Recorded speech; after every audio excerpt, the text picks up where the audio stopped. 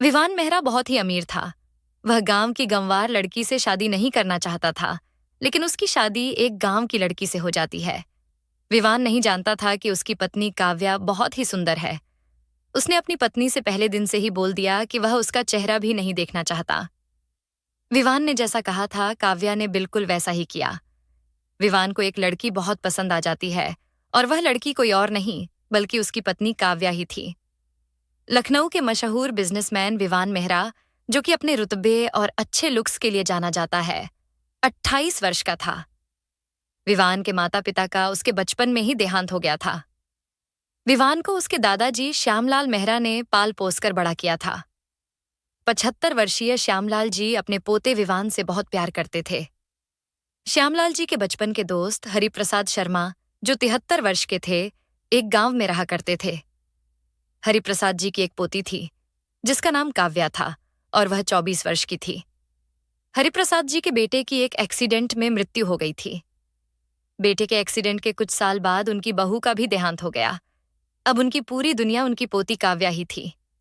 दोनों दोस्त हर साल एक दूसरे से मिला करते थे। हरिप्रसाद जी की तबीयत अचानक बिगड़ने लगी, जिसकी वजह से वह काव्या को लेकर परेशान होने लगे। उनकी तबीयत के बारे में सुनकर श्यामलाल जी अपने दोस्त से मिलने आए। श्यामलाल जी ने वादा किया कि वह अपने पोते की शादी उनकी पोती से करेंगे। हरिप्रसाद जी अपनी पोती की शादी अपने रहते ही कराना चाहते थे, इसलिए जल्दबाजी में काव्या और विवान की शादी हो गई। विवान को हरिप्रसाद जी का गांव और वहां के लोगों को देखकर चिढ़ होने लगी कि किसी छोटे से गांव की गंवार लड़की से मेरी शादी करवा दी। विवान ने काव्या को एक बार भी नजर उठाकर नहीं देखा। शादी होने के तुरंत बाद वह उस गांव से जितना जल्दी हो सके वहां से निकल जाना चाहता था।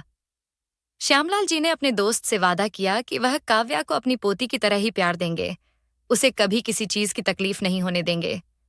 इसलिए हरिप्रसाद जी को अपनी पोती की चिंता करने की जरूरत नहीं थी। अब हरिप्रसाद जी भी निश्चिंत हो गए थे कि उनकी पोती श्यामलाल जी के घर पर है और वह हमेशा खुश रहेगी। विवान और श्यामलाल जी काव्या को लखनऊ लेकर आ गए। विवान का घर बहुत बड़ा और बहुत ही सुंदर था। विवान अपने घर के अंदर कदम रखता, उससे पहले ही उस घर की हेड कुक 55 वर्षीय लक्ष्मी ने विवान को रोक लिया। लक्ष्मी विवान के घर पर बचपन से काम करती थी, इसलिए विवान उनकी बहुत इज्जत करता था। विवान ने लक्ष्मी से कभी तेज आवाज में बात भी नहीं की। अगर लक्ष्मी कुछ कह देती तो विवान उनकी बात मान लेता था। लक्ष्मी ने दोनों की आरती की और कलश को पैर लगाकर काव्या को अंदर आने को कहा। इस तरह दोनों ने गृह प्रवेश किया। लक्ष्मी और श्यामलाल जी ने कहा कि शादी के बाद की कुछ रस्में हैं, जिसे हम अभी पूरी कर लेते हैं। यह बात सुनकर विवान आग बबूला हो गया और बोला, आपके कहने पर इस गंवार लड़की से शादी कर ली, यही बहुत बड़ी बात है, और अब इसके साथ रस्में निभाना मुझसे नहीं होगा।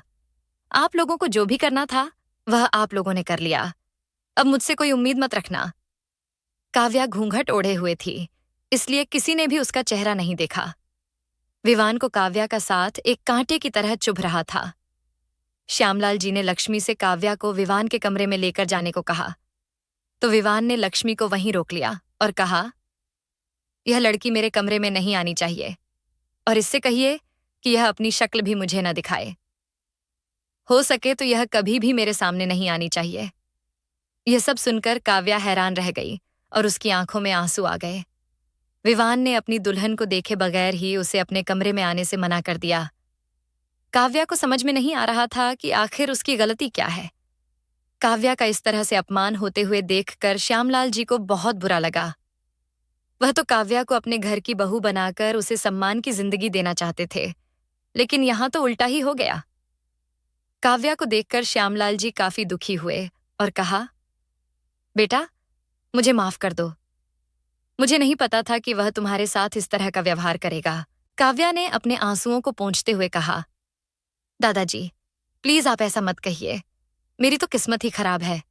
शायद पहले माँ बाप को खो दिया, दादाजी जिन्होंने मुझे पाला, अब वह खुद बहुत बीमार हैं, और अब यह शादी। मुझे तो समझ ही नहीं आ रहा कि आखिर बचपन से मेरी जिंदगी में इतनी तकलीफ क्यों है। पता नहीं पिछले जन्म में मैंने कौन सा पाप किया था, जिसकी सजा भगवान मुझे इस जन्म में दे रहे हैं। यह सुनकर श्यामलाल जी आगे कुछ नहीं कह पाए। श्यामलाल जी ने लक्ष्मी से कहकर काव्या का कमरा दिखाने को कहा। लक्ष्मी काव्या को उसके कमरे में लेकर जाती है और कहती है, बहू, विवान बुरा लड़का नहीं है। बस वह यह शादी नहीं करना चाहता था। मैं तुम्हारा सामान भेजती हूँ, थोड़ा फ्रेश हो जाओ। तब तक मैं तुम्हारे लिए कुछ खाने पीने का इंतजाम करती हूँ। जब तक काव्या फ्रेश होकर आती है, तब तक लक्ष्मी उसके लिए खाना उसके कमरे में लेकर आ जाती है। लक्ष्मी काव्या को देखकर बहुत खुश हो जाती है और कहती है, अरे वाह काव्या बहू, तुम तो बहुत खूबसूरत हो। विवान ने तुम्हें नहीं देखा, लेकिन अगर देखता तो तुम्हें खुद से दूर ही नहीं रख पाता। चलो खाना खा लो। काव्या ने धीमे स्वर में कहा, मैं खा लूंगी, आप रख दीजिए। लक्ष्मी ने कहा, ये तुम्हारे दादाजी का ऑर्डर है, इसलिए जल्दी से खाना खा लो, मुझे भी नींद आ रही है। काव्या अपनी वजह से किसी को परेशान नहीं करना चाहती थी, इसलिए वह खाना खाने लगी। आपको मैं क्या कहकर बुलाऊं? काव्या ने लक्ष्मी से पूछा। बहू, तुम्हारी मर्जी, जो तुम्हारा मन करे तुम मुझे वह बुला सकती हो, लक्ष्मी ने मुस्कुराते हुए कहा। ठीक है, मैं आपको मौसी कहकर बुलाऊंगी। आपको देखकर मुझे मेरी माँ की याद आती है। ठीक है बहू, चलो अब तुम सो जाओ, थक गई होगी ना। इतना कहकर लक्ष्मी कमरे से निकल जाती है। काव्या आज की बात सोचकर बहुत दुखी हुई। उसकी आंखों से आंसू रुकने का नाम ही नहीं ले रहे थे। यहां वह बहुत ही अकेला महसूस कर रही थी। काव्या ने कभी सोचा भी नहीं था कि उसकी शादी इस तरह से होगी। लेकिन काव्या ने एक फैसला कर लिया था कि वह अपनी शादी को बचाने की हर मुमकिन कोशिश करना चाहती थी। अगले दिन सुबह सुबह काव्या उठकर नहा धोकर एक प्यारी सी शिफॉन की नीली साड़ी और मैचिंग ज्वेलरी पहनी और माथे में सिंदूर भरते हुए उसकी आंखों से आंसू बह निकले। काव्या ने तैयार होकर घर के मंदिर में पूजा अर्चना की और पूरे घर में धूप दिखा दिया। श्यामलाल जी जब उठे तो उन्हें ऐसा लगा कि वह घर नहीं बल्कि कोई मंदिर है। उनके दिल को बहुत ही सुकून मिला था। विवान जब उठा तो पूरे घर में धूप के कारण थोड़ा धुआं हो गया था, जिससे वह बहुत ही ज्यादा चिड़चिड़ा हो गया। उसने लक्ष्मी को बुलाया और पूछा, घर में इतना धुआं और इतनी महक क्यों है? वह बेटा, बहू ने मंदिर में पूजा की और धूप जलाया है, इसलिए घर में थोड़ा धुआं और महक रह गई। उससे कहिए कि अगर पूजा अर्चना करनी है तो करें, लेकिन घर में इतनी महक और धुआं नहीं होना चाहिए। कहते हुए विवान अपने कमरे में चला गया। ये बात काव्या ने भी सुन ली थी। उसे बुरा भी लगा, लेकिन विवान की बात भी वह समझ रही थी, इसलिए काव्या ने कुछ भी नहीं कहा और चुपचाप खड़ी रही। लक्ष्मी ने काव्या की पहली रसोई की रस्म करवाई। आज का नाश्ता काव्या ने ही बनाया था। पहली रसोई में मीठे में खीर बनाई, जो उनका रिवाज था। विवान ऑफिस के लिए तैयार होकर नीचे आ गया और सभी नाश्ता करने बैठ गए। विवान ने महसूस किया कि नाश्ते की बहुत अच्छी खुशबू आ रही है। काव्या को विवान के सामने आने की मनाही थी, इसलिए विवान और श्यामलाल जी ने ही नाश्ता शुरू किया। विवान नाश्ता करते हुए बनाने वाले की तारीफ करता रहा, क्योंकि आज से पहले उसने कभी इतना अच्छा नाश्ता नहीं किया था। श्यामलाल जी ने लक्ष्मी को इशारे में मना कर दिया कि विवान को नहीं बताना है कि यह सारा नाश्ता काव्या ने बनाया है। उसे कहिए कि अब से रोज नाश्ता और खाना वही बनाए। खाने में मजा आ गया, कहते हुए विवान ऑफिस के लिए निकल गया। श्यामलाल जी और लक्ष्मी को विवान को देखकर हंसी आ गई। काव्या भी खुश थी कि उसका बनाया हुआ खाना विवान को पसंद आया। श्यामलाल जी को फोन आया और सामने वाले ने कहा, आपके लिए एक बुरी खबर है। यह सुनकर श्यामलाल जी के चेहरे की मुस्कुराहट गायब हो गई। श्यामलाल जी ने घबराते हुए कहा, क्या बुरी खबर है? जल्दी बोलो, मेरा दिल बैठा जा रहा है।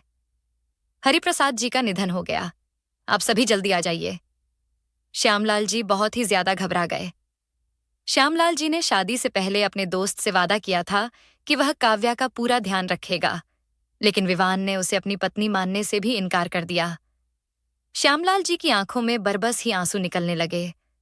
लक्ष्मी और काव्या ने श्यामलाल जी के पास जाकर उनकी घबराहट का कारण पूछा, तो उन्होंने काव्या को जल्दी से गांव चलने को कहा, जिसे सुनकर वह भी काफी घबरा गई।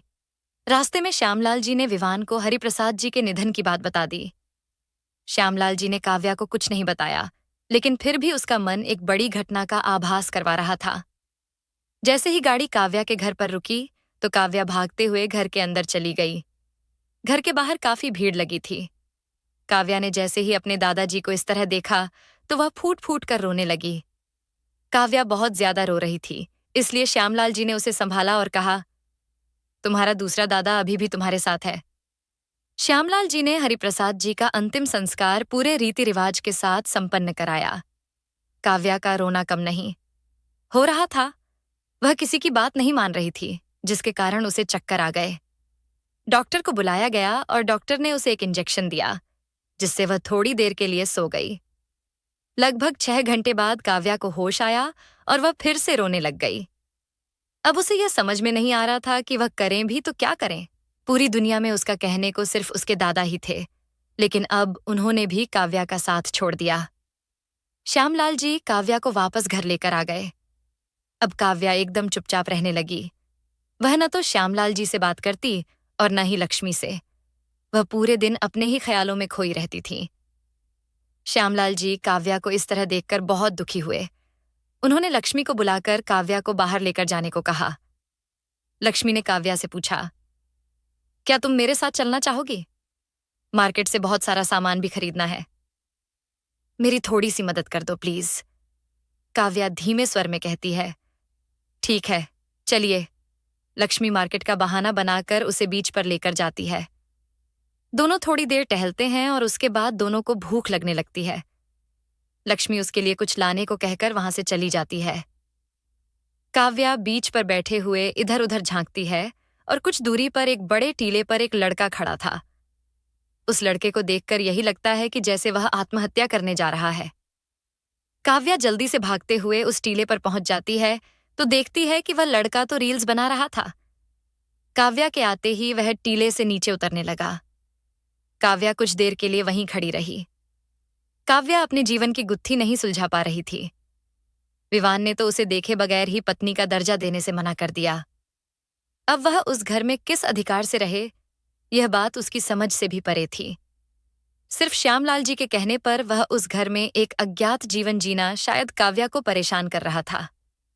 इन्हीं सवालों में उलझी हुई काव्या उस बड़े टीले से उतरने को हुई। जैसे ही वह मुड़कर वापस जाने को हुई, अचानक उसका पैर उस टीले पर से फिसल गया और वह पानी में गिर गई। काव्या को पानी से डर लगता था, क्योंकि उसे तैरना नहीं आता था। अब काव्या को भी लगा कि शायद यही मेरा अंत है। उस बीच पर एक और लड़का था जो सूट पहने हुए था और उसके चेहरे पर रुतबा साफ झलक रहा था। उसे देखकर ऐसा लग रहा था कि वह बीच के सामने वाले बड़े होटल में किसी मीटिंग के लिए आया था। शायद मीटिंग खत्म होने के बाद थोड़ी फ्रेश हवा के लिए वह बीच पर आया हो। उसे भी शायद इस तरह से अपनी जिंदगी की अटखेलियां बहुत परेशान कर रही थीं। उसने एक लड़की को देखा जिसने एक नीले रंग का अनारकली सूट पहन रखा था। वह उसे बस देखता ही रह गया और उसकी नजर एक बार को उस लड़की पर टिक गई। वह लड़की अचानक पानी में गिर गई, जिसे देखकर वह लड़का अपना कोट फेंककर भागते हुए पानी में कूद गया और उस लड़की को बचा लिया। वह लड़की पानी अंदर चले जाने के कारण बेहोश हो गई थी। उस लड़के ने लड़की को बाहर निकालकर थोड़ी दूर पर लेटाया और उसके पेट को दबाकर पानी बाहर निकालने की कोशिश की। वह लड़का उस लड़की को देखकर अपने होश ही खो बैठा। वह लड़की कोई और नहीं, हमारी काव्या थी। उस चांदनी रात में काव्या का नीले रंग का अनारकली सूट उसके गोरे बदन पर काफी अच्छा लग रहा था। वह लड़का तो बस उसे देखता ही रह गया। इतनी खूबसूरत जो लग रही थी काव्या। उसके गीले बाल जो उसके चेहरे पर आ रहे थे, जिसे देखकर वह लड़का उसके गीले बालों को उसके चेहरे पर से हटाने के लिए अपना हाथ आगे बढ़ाता है और कांपते हुए हाथों से उसके चेहरे पर पड़े गीले बालों को हटाता है, जिससे उसके दिल की धड़कनें बढ़ गई थीं। उस बीच से हॉस्पिटल लगभग 10 किलोमीटर की दूरी पर था, इसलिए उस लड़के ने अपने एक दोस्त, जो कि एक डॉक्टर था, को बीच के सामने वाले होटल पर बुला लिया और उसे सारी बात बताई। उस लड़के ने एक रूम बुक किया और फीमेल स्टाफ की मदद से उसके कपड़े चेंज करवाए ताकि उसे बुखार न बढ़े। इतने में डॉक्टर भी वहां पर आ गए थे और उसके घावों पर मरहम पट्टी की और एक इंजेक्शन दिया ताकि उसका बुखार उतर जाए। उस लड़के के दोस्त ने कहा कि उस लड़की के सिर पर गीली पट्टी रखो, जिससे उसका बुखार जल्दी उतर जाएगा। वह लड़का स्टाफ से उसकी दवाइयां मंगवाता है और अपने दोस्त को बाहर छोड़कर आता है। उस लड़के को काव्या का साथ एक सुकून दे रहा था। उसने पूरी रात उसकी गीली पट्टी की, जिससे काव्या का बुखार उतर गया। काव्या का बुखार उतरने के बाद वह लड़का भी कमरे के सोफे पर बैठे हुए सो गया। जब सुबह हुई तो काव्या को होश आया। उसने देखा कि वह एक होटल के कमरे में है। वह पहले तो काफी घबरा गई, लेकिन सोचने पर उसे धुंधली सी याद आई, जिसमें उस लड़के ने उसकी कितनी मदद की थी। काव्या अभी पूरी तरह से होश में नहीं थी, इसलिए उसने भी उस लड़के को ध्यान से नहीं देखा। लेकिन उसे इतना पता चल गया था कि उस लड़के ने ही उसकी मदद की थी। काव्या उस लड़के को थैंक्स कहना चाहती थी, इसलिए उसने इधर उधर देखा तो उसकी नजर कमरे में लगे सोफे पर पड़ी, जहां वह लड़का बैठे हुए सो रहा था। उस लड़के का चेहरा दूसरी तरफ था, इसलिए वह उस लड़के का चेहरा नहीं देख पा रही थी। काव्या बेड से उठकर उस लड़के के पास जैसे ही गई, उस लड़के को देखकर उसके होश उड़ गए। काव्या उस लड़के को देखकर हैरान रह गई, क्योंकि वह लड़का कोई और नहीं, विवान ही था। काव्या ने जैसे ही उसे देखा तो वह एक बार को घबरा गई, लेकिन उसे इस बात का सुकून भी था कि कल रात को जिसने उसकी मदद की थी वह कोई और नहीं, बल्कि उसका पति ही था। काव्या विवान के सामने नहीं जाना चाहती थी, इसलिए उसने एक नोट लिया और लिखकर उसे बेड के पास कपबोर्ड पर रख दिया। काव्या अपने कपड़े बदलकर वहां से घर के लिए निकल गई। उधर लक्ष्मी जब वापस आई तो उसे बीच पर काव्या नहीं मिली, जिससे वह बहुत ज्यादा परेशान हो गई। लक्ष्मी ने काव्या को बहुत ढूंढा, लेकिन वह नहीं मिली। आखिरकार लक्ष्मी ने श्यामलाल जी को काव्या के न मिलने की बात बताई। श्यामलाल जी ने घबराकर अपने दोस्त, जो कि एक कमिश्नर था, को काव्या का फोटो भेजकर रहस्यमयी ढंग से ढूंढने को कहा। कमिश्नर ने भी अपने लोगों को लगा दिया काव्या को ढूंढने में, लेकिन वह कहीं नहीं मिली। काव्या जब घर आई तो श्यामलाल जी और लक्ष्मी की जान में जान आई और उन्होंने पूछा कि कल वह कहाँ चली गई थी, जिसके जवाब में उसने कल की घटित हर बात बताई। श्यामलाल जी ने कहा, तुमने अच्छा किया बेटा, न बताकर। उसे तुम्हारे गुणों से प्यार होना चाहिए, न कि तुम्हारी खूबसूरती से। उधर विवान जैसे ही जागा उसने काव्या को ढूंढा, लेकिन वह वहां पर नहीं थी। विवान ने देखा कि बेड के पास उसे एक नोट रखा हुआ मिला, जिसमें लिखा था, मेरी मदद करने के लिए बहुत बहुत धन्यवाद, मैं आपका यह एहसान कभी नहीं भूलूंगी। विवान बहुत दुखी हुआ। उसे काव्या का इस तरह चले जाना अच्छा नहीं लगा। विवान को काव्या से एक अलग तरह का झुकाव महसूस हुआ। अब विवान उससे एक बार फिर मिलना चाहता था। विवान ने जब काव्या को पहली बार देखा तब उसे काव्या काफी जानी पहचानी सी लगी। विवान को ऐसा लगा कि वह उसे बहुत समय से जानता है, लेकिन उसने काव्या को पहली बार ही देखा था, इसलिए वह इस सोच में पड़ गया कि वह क्यों उसे इतनी जानी पहचानी सी लग रही है। विवान ने अपने असिस्टेंट को फोन किया और कल रात वाली लड़की का पता लगाने को कहा और अपने घर के लिए निकल गया। विवान जैसे ही घर में गया, उसे घर में वही धूप की महक आई, जो हमेशा सुबह सुबह उसके घर में काव्या के आने के बाद से आती है। विवान अपने चेहरे पर मुस्कुराहट लिए अपने कमरे में चला गया। विवान और काव्या की शादी को 6 महीने हो गए थे, लेकिन विवान काव्या का घर में होना महसूस करता था। वह यह तसल्ली कर लेता था कि वह घर में ठीक है। इन 6 महीनों में विवान को काव्या के हाथ के खाने की आदत हो गई थी। काव्या चाहे बीमारी क्यों ना हो, वह विवान के लिए खाना जरूर बनाती और घर का सारा माहौल देखकर विवान काव्या का होना महसूस कर पाता था। दोनों के बीच एक अलग तरह का रिश्ता बनता जा रहा था। थोड़े दिनों के बाद घर पर विवान की बुआ शारदा, जो 60 वर्ष की थीं, अपने बेटे सूरज, जो 30 वर्ष का था, के साथ आईं। शारदा ने अपने पिता के पैर छूते हुए कहा, पिताजी, आपने किस देहाती गंवार लड़की को मेरे बच्चे से बांध दिया है? क्या आपको वही मिली थी विवान के लिए? श्यामलाल जी ने मुस्कुराते हुए कहा, काव्या बहुत अच्छी लड़की है। तुम एक बार मिलोगी तो तुम खुद कहोगी कि मैंने विवान के लिए सबसे अच्छी लड़की चुनी है। श्यामलाल जी ने काव्या को आवाज लगाई। काव्या किचन से अपने हाथों को पोंछते हुए बाहर आती है। शारदा भी काव्या को देखकर अपनी सुध-बुध खो देती है और मन ही मन में कहती है, क्या खूबसूरत लड़की है। काव्या ने आज साड़ी पहन रखी थी, इसलिए उसने सिर पर पल्लू रखा और शारदा के पैर छुए। शारदा का बेटा सूरज काव्या को अपनी हवस की नजरों से देख रहा था। काव्या को सूरज का इस तरह देखना बिल्कुल भी अच्छा नहीं लगा। काव्या ने शारदा को देखकर अपने सिर पर पल्लू लिया और शारदा के पैर छुए। शारदा अपना मुंह पिचकाते हुए कहती है, खुश रहो। वैसे मेरे विवान के लिए तुम जैसी गंवार बीवी से शादी करवाना मुझे बिल्कुल भी अच्छा नहीं लगा। काव्या ने हल्की मुस्कुराहट लिए हुए कहा, बुआ जी, वैसे आपकी नजर में गंवार लड़की का क्या अर्थ है, बताएंगी? जब से मैं यहां आई हूं तब से मैं यही बात सुन रही हूं। शारदा बड़ी अकड़ के साथ कहती है, तुम जैसी लड़की को न तो अंग्रेजी में बात करनी आती है और न ही उठने बैठने का तरीका आता है। जब देखो तब यह साड़ी पहनकर पल्लू रख लेती हो सिर पर। जब देखो तब इसी तरह के कपड़े पहनती हो, या तो साड़ी या फिर सलवार सूट। तुम्हारा पति बहुत बड़ा बिजनेसमैन है और उसकी पत्नी गंवार रहे तो वह तुझे कैसे अपनाएगा? उसके आगे पीछे हजारों लड़कियां पड़ी रहती हैं, बस उससे 2 मिनट बात करने के लिए। इतना रुतबा है मेरे विवान का।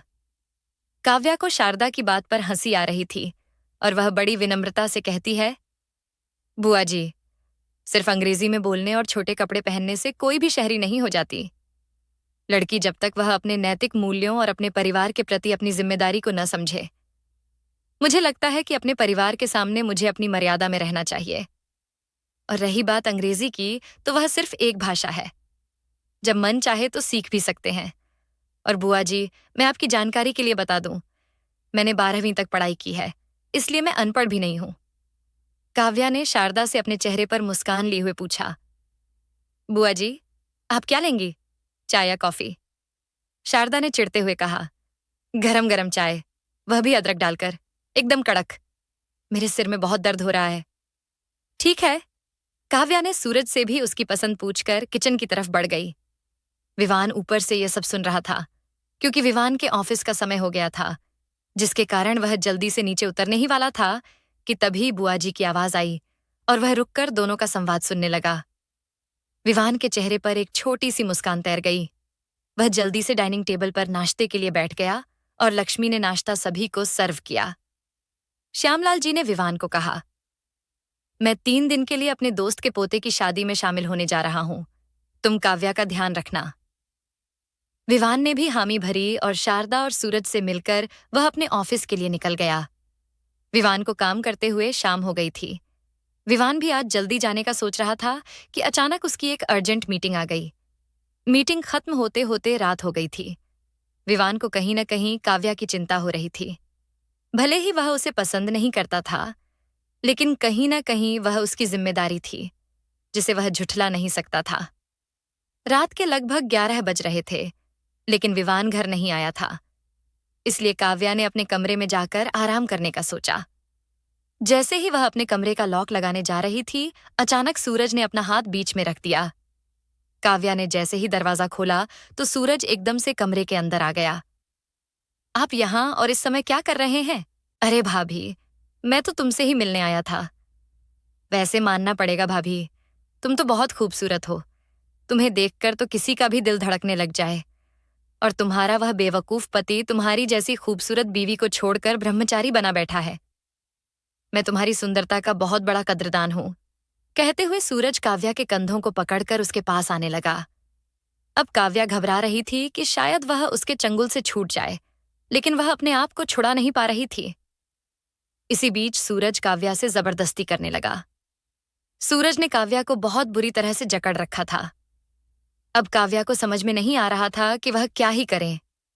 उसकी आंखों से आंसू झरने की तरह बह रहे थे। वह सूरज के चंगुल से छूटने के लिए पीछे हटती गई। काव्या कमरे की दीवार से लगी हुई थी और पीछे जाने का कोई रास्ता नहीं था। वह भगवान से प्रार्थना करने लगी ताकि वह इस दरिंदे से अपना पीछा छुड़ा सके। काव्या के पास एक टेबल रखी हुई थी, जिस पर फूलदान रखा था। काव्या ने वह फूलदान हाथों में लेकर सूरज के सिर पर दे मारा, जिससे उसकी पकड़ ढीली हो गई। मौका पाकर काव्या अपने कमरे का दरवाजा खोलकर घर से बाहर निकली और भागते हुए वह एक आदमी से जाकर टकरा गई। जब काव्या ने खड़े होकर उस आदमी को देखा तो वह कोई और नहीं बल्कि उसका पति विवान ही था। विवान काव्या को देखकर घबरा गया। उसने पूछा, क्या हुआ काव्या, सब ठीक तो है ना? तुम इस तरह से घर से क्यों भाग रही थी? काव्या जैसे ही बताने वाली होती है, तभी जल्दी से शारदा आकर बात पलट देती है और काव्या पर इल्जाम लगाते हुए कहती है, यह लड़की मेरे सूरज पर डोरे डाल रही थी। तुम तो जानते हो मेरा सूरज कितना सीधा है, और इस लड़की को देखो जो शायद तुम्हें देखकर बेचारी होने का नाटक कर रही है। विवान, इस तरह की लड़की को इस घर में नहीं रहना चाहिए। तुम इसे अपने हाथों से बाहर कर दो। काव्या रोते हुए मना करती रही। मैंने ऐसा कुछ भी नहीं किया है। विवान जी, आप मुझ पर विश्वास करें। वह तो सूरज भैया ही मेरे साथ बदतमीजी कर रहे थे और मैंने अपने आप को बचाने के लिए उनके सिर पर वह फूलदान मार दिया और वहां से भाग निकली। बस कर जा, बहुत हो गया। तू मेरे बेटे पर इल्जाम लगाना छोड़ दे, नहीं तो मुझसे बुरा कोई नहीं होगा, शारदा ने कहा। तभी विवान चिल्लाते हुए कहता है, बस चुप हो जाइए बुआ जी। मुझे पता है कि काव्या कैसी लड़की है, आपको बताने की जरूरत नहीं है। आप उस पर इतना बड़ा इल्जाम लगा रही हैं। आपको तो अपने बेटे की गलती पर उसे खींचकर थप्पड़ मारना चाहिए था, लेकिन नहीं, आप तो उल्टा काव्या पर ही इल्जाम लगाने लगीं। वैसे कोई बात नहीं बुआ जी, जो काम आपको करना चाहिए था वह मैं कर देता हूं। विवान सूरज को एक खींचकर थप्पड़ लगा देता है और कहता है, आप और सूरज अभी के अभी इस घर से बाहर निकल जाइए, वरना तुम अपनी बुआ से इस तरह बात कर रहे हो, और वह भी आज की आई उस 2 कौड़ी की लड़की के लिए। बस बहुत हो गया, अब मैं इस घर में कभी कदम नहीं रखूंगी। चलो सूरज, शारदा ने कहा। विवान सूरज को रुकने को कहता है और काव्या से कहता है, तुम्हें सूरज को जो सजा देनी है वह तुम दे सकती हो। काव्या एक बार विवान को देखकर सूरज को एक खींचकर थप्पड़ जड़ देती है और कहती है, मैं तुम्हारी भाभी हूं और तुमने अपनी भाभी को गंदी नजर से देखा, निकल जाओ इस घर से। सूरज और शारदा गुस्से में घर से निकल जाते हैं। लक्ष्मी जल्दी से आकर काव्या को संभालती है और उसे कमरे में लेकर जाने वाली होती है कि विवान लक्ष्मी को मना कर देता है। विवान काव्या को अपने कमरे में लेकर जाता है, लेकिन काव्या कमरे के अंदर जाने से कतराती है, जिसे देखकर विवान ने उसे गोद में उठा लिया और बेड पर लिटा दिया। विवान फर्स्ट एड किट लेकर आया और काव्या के पास आकर बैठ गया। काव्या के घावों पर मरहम लगाने लगा, जिससे काव्या थोड़ा हिचकिचाने लगी, लेकिन विवान ने उसकी एक नहीं मानी। दवाई लगाने के बाद विवान ने काव्या से कहा, मैं तुमसे एक बात कहना चाहता हूं। बोलिए, काव्या ने कहा। मैं कॉलेज के समय एक लड़की को बहुत पसंद करता था। मैंने वैलेंटाइन डे पर उसे प्रपोज भी किया और वह मान भी गई। धीरे धीरे हम दोनों का प्यार वक्त के साथ बढ़ता गया। हमारे कॉलेज का आखिरी साल था, एग्जाम्स नजदीक थे, इसलिए हम दोनों एक दूसरे से कम ही मिल पाते थे। एग्जाम्स खत्म होने के बाद एक दिन मैं उसे सरप्राइज देने उसके घर गया। घर के बाहर ताला लगा हुआ था, इसलिए मैंने सोचा शायद घर पर नहीं है। मैंने उसे कॉल किया तो पाया कि फोन तो घर के अंदर ही बज रहा था। एक बार को मुझे समझ में नहीं आया, लेकिन मैंने अपने आप को संभालते हुए उस घर के पास की खिड़की से झांकने की कोशिश की तो पाया कि वह लड़की किसी दूसरे लड़के को बहुत डीपली किस कर रही थी, जिसे देखकर मेरा दिमाग काम करना बंद कर दिया और फिर मैंने ठान लिया था कि मैं अब से किसी भी लड़की पर विश्वास नहीं करूंगा। विवान ने अपनी बात आगे बढ़ाते हुए कहा, जब मेरी और तुम्हारी शादी हुई तो मुझे लगा कि तुम भी मेरी पुरानी गर्लफ्रेंड की तरह ही होगी, लेकिन तुमने मेरी राय को बदल दिया। तुम्हारा घर में पूजा करना, मेरे लिए खाना बनाना, दादाजी का ध्यान रखना, तुम्हारे बात करने का तरीका भी मुझे अट्रैक्ट कर रहा था, लेकिन मैंने अपनी भावनाओं को दबाकर उस पर एक गुस्से का मुखौटा पहन रखा था। मैंने हमेशा से सोचा था कि मुझे तुम्हारी फिक्र का कारण सिर्फ मेरे लिए तुम्हारी जिम्मेदारी लगी, लेकिन इसी जिम्मेदारी ने मुझे तुम्हारे और करीब कर दिया। शायद एक दूसरे का साथ और जिम्मेदारी ही एक शादीशुदा जिंदगी का मूल मंत्र है। काव्या, मैंने गलती की और मैं जानता हूं कि शायद मैं माफी के काबिल भी नहीं हूं, लेकिन फिर भी अगर तुम मुझे माफ करना चाहो तो। काव्या की आंखों से आंसुओं की धारा बहने लगी। वह तो हमेशा से चाहती थी कि उसका और विवान का रिश्ता सुधर जाए। विवान ने काव्या को अपनी बाहों में भर लिया और कहा, आज तक मैंने जो भी गलती की है उसके लिए मुझे माफ कर दो। अब आगे हम दोनों एक नए सिरे से अपने रिश्ते की शुरुआत करेंगे। काव्या, क्या तुम मेरा साथ दोगी? काव्या शरारती ढंग से कहती है, अगर आप मुझसे वादा करो कि आप मुझे अपनी पूरी जिंदगी झेलोगे। विवान अपने चेहरे पर गहरी मुस्कुराहट लिए हुए कहता है, मैं तुम्हें अपनी पूरी जिंदगी बहुत प्यार करूंगा। आज विवान और काव्या दोनों की आंखों में आंसू थे, लेकिन वो आंसू आज खुशी के थे, जिन्हें उनकी मंजिल मिल गई थी। इतना सब कुछ होने के बाद भी काव्या ने अपना घूंघट नहीं हटाया था। काव्या ने कहा, विवान, एक बात और पूछनी थी तुमसे, क्या अब मैं तुम्हारा घूंघट हटा सकता हूं? तो काव्या ने कहा, हाँ, यह घूंघट अभी तक मैंने इसलिए तो डाल रखा था ताकि एक दिन आप मेरे घूंघट को हटा सकें और मैं आपको अपना चेहरा दिखा सकूं। जैसे ही विवान ने काव्या का घूंघट उठाया तो काव्या को देखकर वह हैरान रह गया। क्या हुआ विवान जी? लगता है आपने मुझे पहले भी कहीं देखा है, काव्या ने कहा। थोड़ी देर बाद विवान बोला, अब मुझे समझ में आया कि तुम उस दिन अचानक वहां से क्यों चली गई थी, क्योंकि तुम मुझे अपना चेहरा नहीं दिखाना चाहती थी। मैंने मना किया था, इसलिए। विवान ने काव्या को गले से लगा लिया। 3 दिनों के बाद जब दादाजी वापस आए तो घर का माहौल देखकर वह हैरान रह गए। काव्या बिना घूंघट के घर में घूम रही थी और उसके चेहरे पर एक अलग चमक दिखाई दे रही थी, जिसे देखकर दादाजी समझ गए थे कि अब विवान और काव्या के बीच सब कुछ ठीक हो गया। आशा करती हूँ आपको हमारी कहानी अच्छी लगी होगी। अगर आपको हमारी कहानी अच्छी लगी तो वीडियो को लाइक और शेयर करें, चैनल को सब्सक्राइब करें। वीडियो देखने के लिए आपका धन्यवाद।